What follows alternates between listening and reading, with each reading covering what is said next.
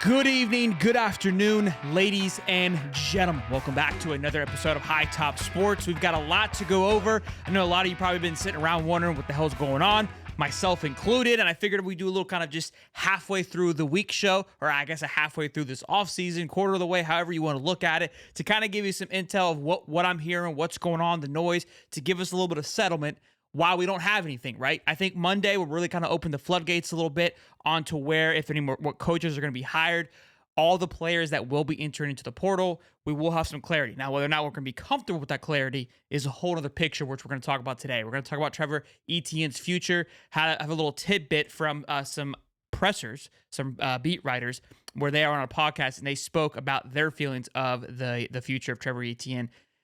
It's not great, and we'll talk about that in just a moment. We'll also talk about some coaching updates. There's a lot of smoke on who the next DB coach is going to be. We'll talk about that. Also, Merz, he'll be heading back. We got a commit today. That's some fantastic news. Able to see the sunglass Billies. Haven't seen those in quite some time. And then update on Xavier Fils as well.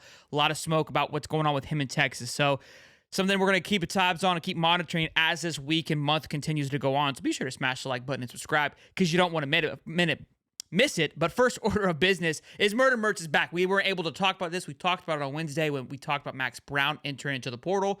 We spoke with Nick Del Toro in the sense that, look, with this happening, we expect him more than likely to be returning, and that being Graham Mertz, by getting that nod that Max is heading into the portal. This is massive in my opinion. I think getting Mertz back is a really big pickup for Billy alongside Cam Jackson, some leaders on both sides of the football. But think about where we've been for the last couple of years. We haven't had a quarterback for back-to-back seasons. We're constantly playing catch-up in the quarterback position and trying to find somebody to fill that role, nor have we had somebody really kind of just live through the process, right? Anthony Richardson, he was there for 2 years, but he also switched coaches in that process as well. So we haven't seen this in a very long time. And thinking about going into next year, the teams that will be going up against Texas, they'll have Quinn Ewers, and Ole Miss will have Jackson Dart. The rest of the teams, though, outside of Georgia, that's a question mark still with Carson Beck, are all going to be new quarterbacks, because they're either entering into the portal or heading on to the draft. So having somebody alongside with that schedule where no one's quarterback is going to be the same is going to be a massive advantage. I'm really excited. Now,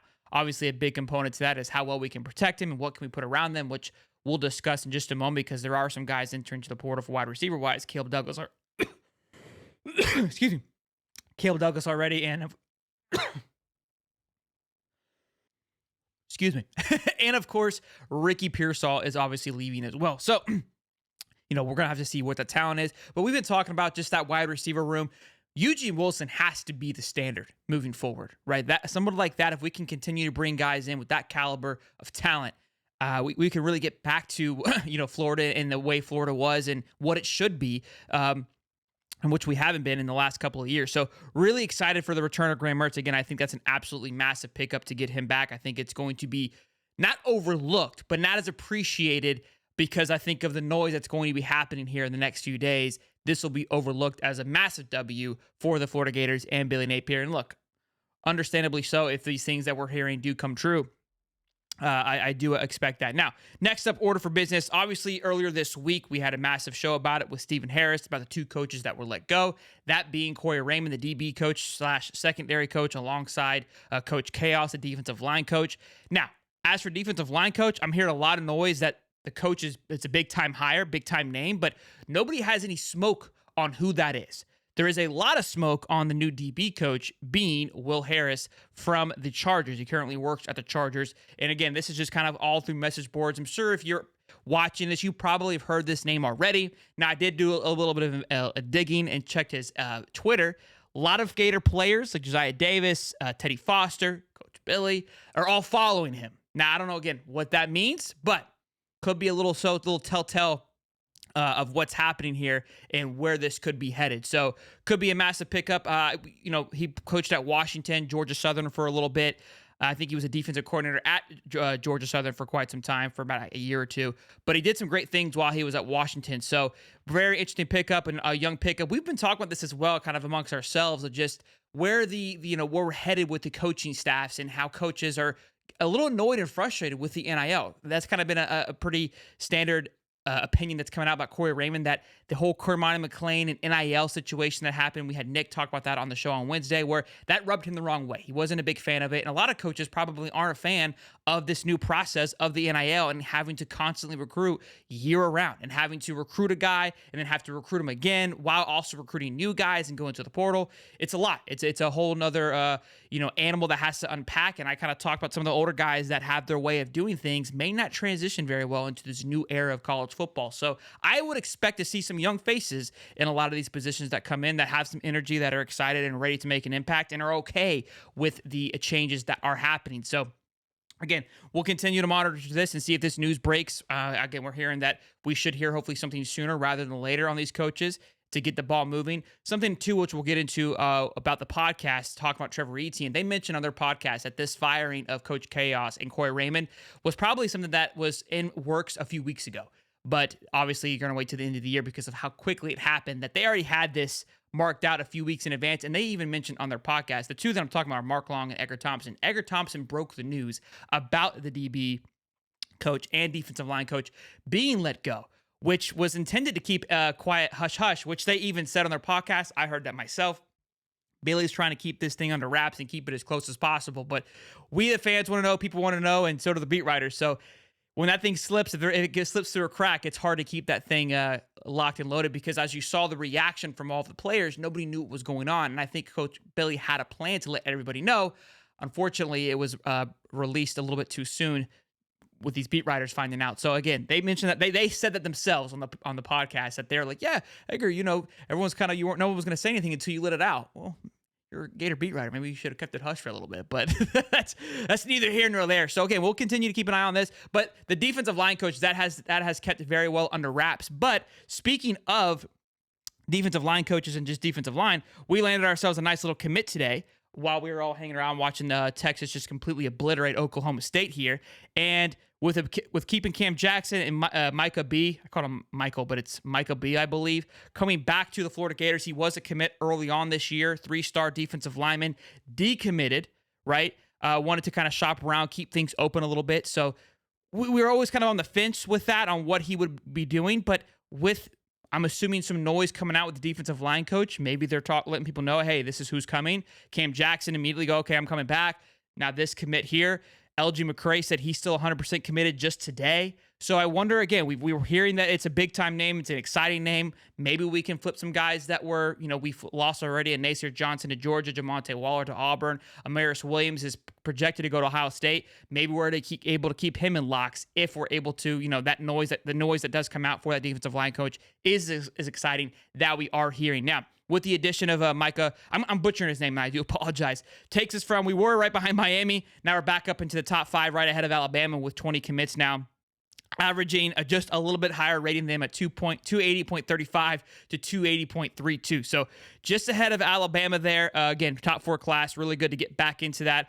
Would love to finish in that 25 to 26 commits. So that's 6 more commits that Florida would like to land. That was something we talked about year round, that we would like to finish up in the upper echelon of the higher 20s.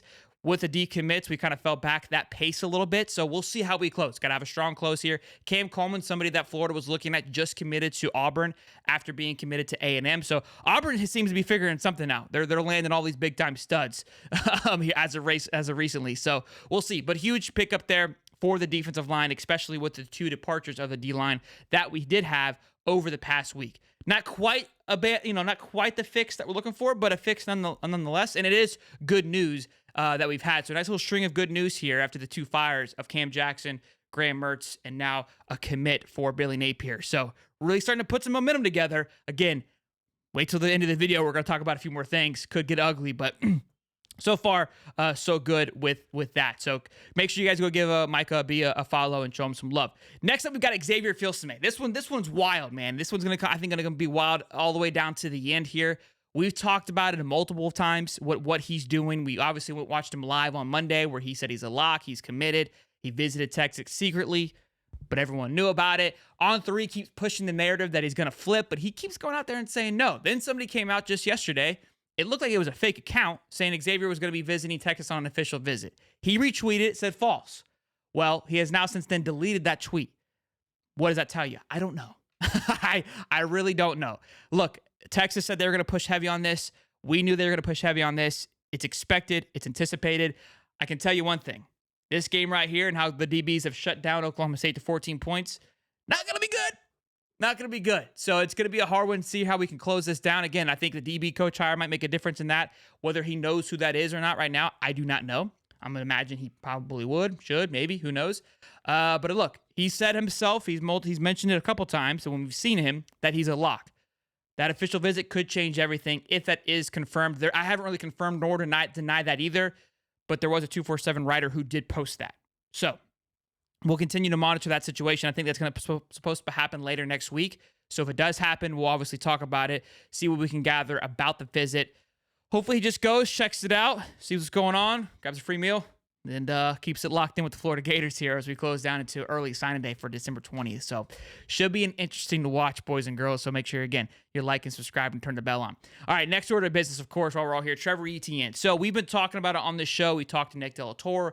We kind of spoke about this before we even had Nick on. The noise is that Trevor Etienne is interested in transferring. The smoke has been confirmed by multiple people that that interest is real. There is also reports that he visited with Billy and the staff for multiple hours discussing the future of Trevor Etienne and where he plans to head. Well, just today, this video was dropped, or this podcast was dropped by Mark Long and Edgar Thompson, both beat writers for the Florida Gators. You hear them constantly always asking Billy the tough questions, and also who broke the news about the D-line and DB coach. So very credible sources, whether you agree with how they are, agree with their comments, none of that really matters. Facts are facts, okay? Facts don't care about feelings, as we were once told on this channel. So we're going to take a listen to their podcast. I'll let you listen, kind of digest what they said, and then we'll discuss that after the fact. Take a listen. The biggest name is obvious one, Trevor Etienne. People were speculating on this even during the season, maybe a little bit, or as the season wound down. And now, I mean, it sounds to me might be as good as gone. Yeah, he is. And everyone I've talked to says he's gone, and that there's no saving the scenario. No amount of money is going to change what Trevor thinks about the direction of the program. He wants to go be a number one. He likes Montrell Johnson. They're really good friends, and he wants Montrell to be a number one. And it's really hard for both of those guys to be number one when they're sharing carries at Florida. I had somebody tell me today that the biggest thing with Trevor Etienne is he's having to make cuts 2, 3, 4 yards in the backfield. He's having to make cuts to avoid tacklers. And so it's a indictment on the offensive line for sure. And it's an indictment on, you don't think it's going to get fixed in 1 year. So before anybody comes at me and says, so why are you sharing this? You're going to make them leave. Trust me, guys. we don't have that much persuasion on these young men on whether or not they're going to be entered into the portal. So I've heard a lot of noise that it doesn't look good. And obviously they're confirming that they're also hearing a lot of noise that he will be entering into the portal. So my reason for coming on here and talking about it, and it's like, look, we got to mentally prepare for that and get ready for that. And his reasons, right, is I don't want to split carries with Montrell Johnson. We talked about it. He even goes on to say this after the fact that he looked into transferring his freshman year. After his freshman year, he talked about it, and they convinced him to come back. If that is the case, if all that is true, I don't think we'll ever get the true full story. It's all going to be hearsay, thersay of he was interested in leaving, and you come back and look. Whether we agree with Billy's play calling or not on giving Montrell more carries than Trevor Etienne, it was basically a 50-50 split throughout the year. Look, you've got two solid running backs. I think definitely Trevor is the more elite back when it comes to running. I think we've all seen that on the football field, but Billy has a thing for Montrell Johnson, so it is what it is, and it sounds like Montrell will be coming back. That is a positive thing, in my opinion, a very experienced back coming back with Merz, a very experienced running back. But ultimately, what he says is it's the offensive line.